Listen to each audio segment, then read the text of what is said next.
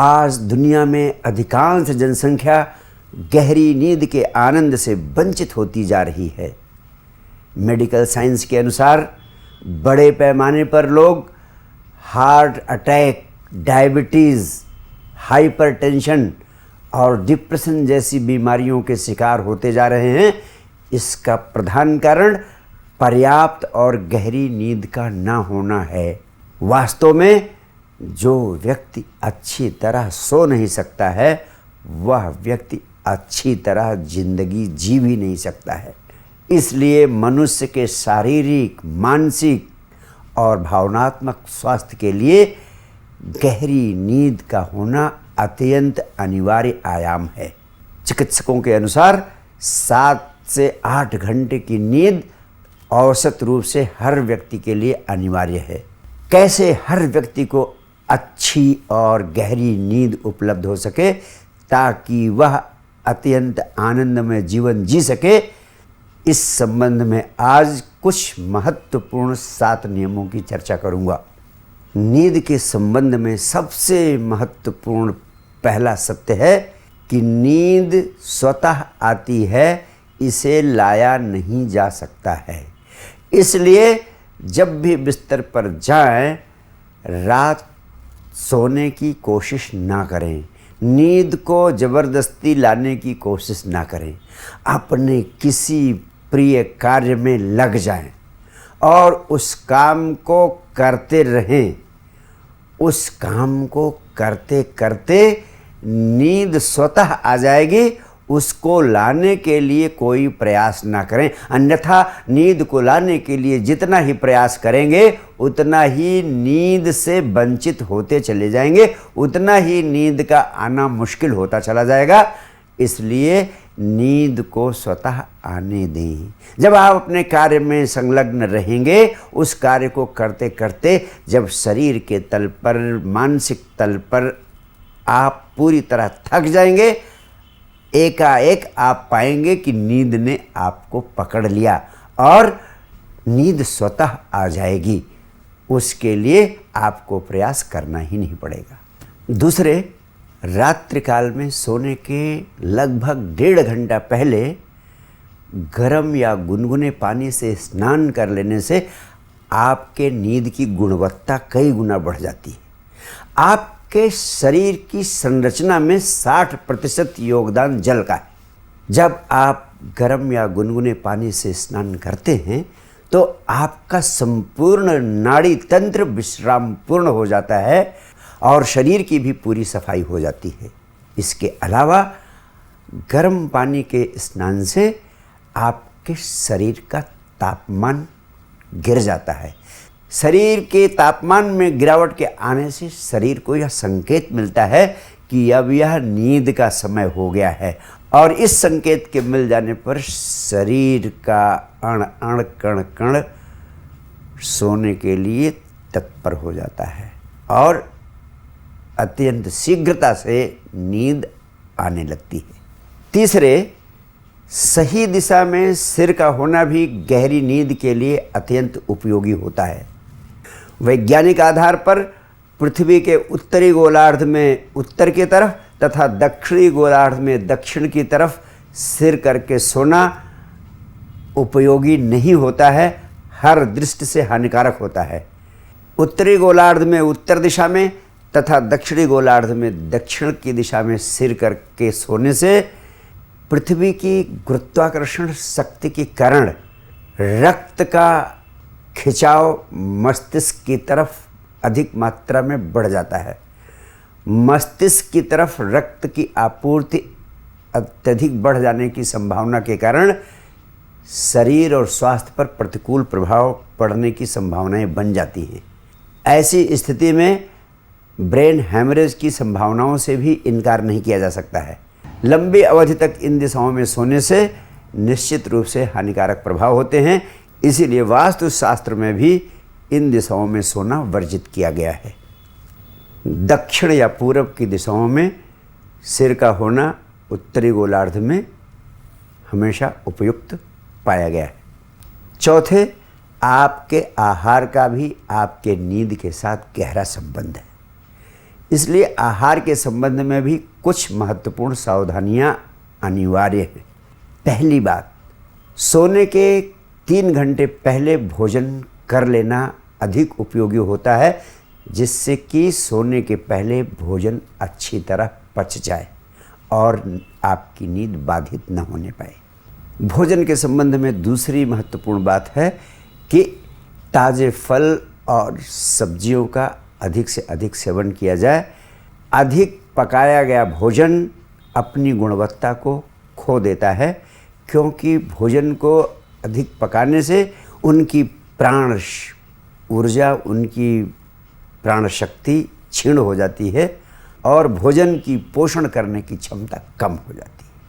इसके अलावा भोजन तैयार होने के 1.5 घंटे के अंदर भोजन कर लिया जाना चाहिए।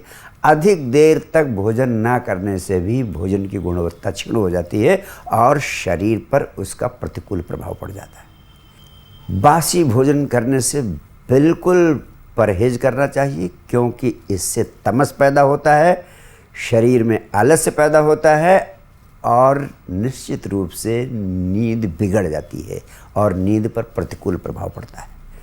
इसके अलावा इतना अधिक तमस पैदा होता है कि व्यक्ति दिन भर रात भर सोता ही रहता है। और भोजन के संबंध में अंतिम महत्वपूर्ण बात आपसे कहना चाहूँगा कि भोजन जितना आप करते हैं उससे थोड़ा कम करने की आदत डालें। यह आपको हर दृष्टि से उपयोगी होगा।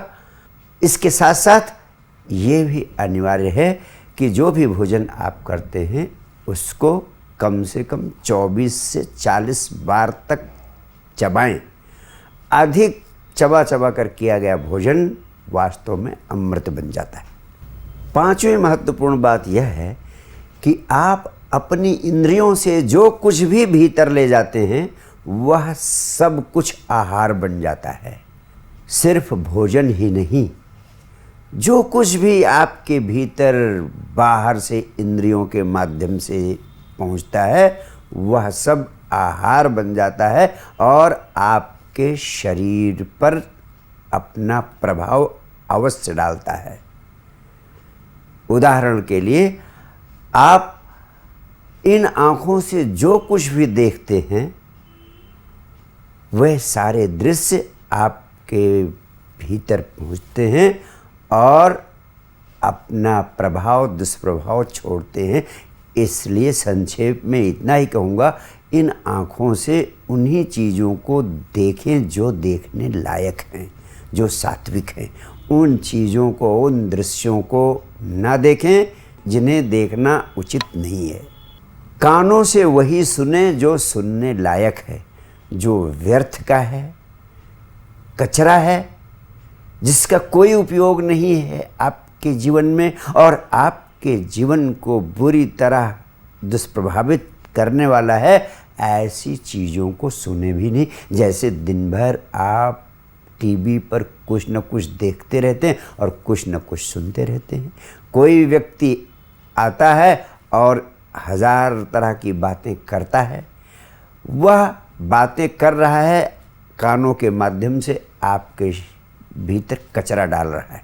आप टीवी पर, सोशल मीडिया पर हज़ारों चीज़ें देखते रहते हैं, उनसे आँखों के माध्यम से आपके भीतर तमाम सारा कचरा डाला जा रहा है।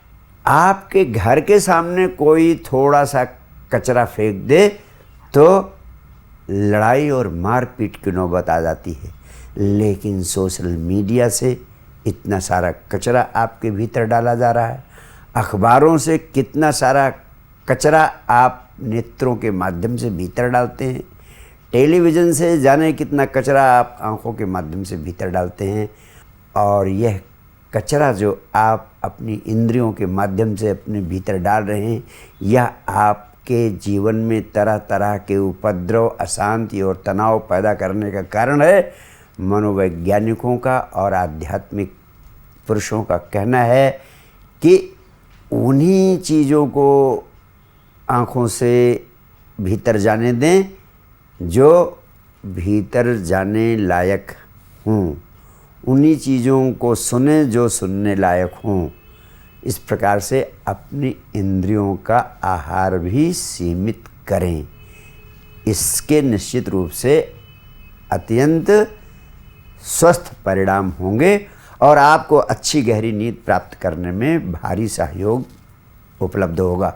इसके अतिरिक्त रात्रिशय्या ध्यान यानी निद्रा संजीवनी के माध्यम से मैंने एक अत्यंत महत्वपूर्ण क्रिया उपलब्ध कराई है, जिसे रात्रि पर बिस्तर पर जाने के पहले किया जाना बहुत उपयोगी होगा।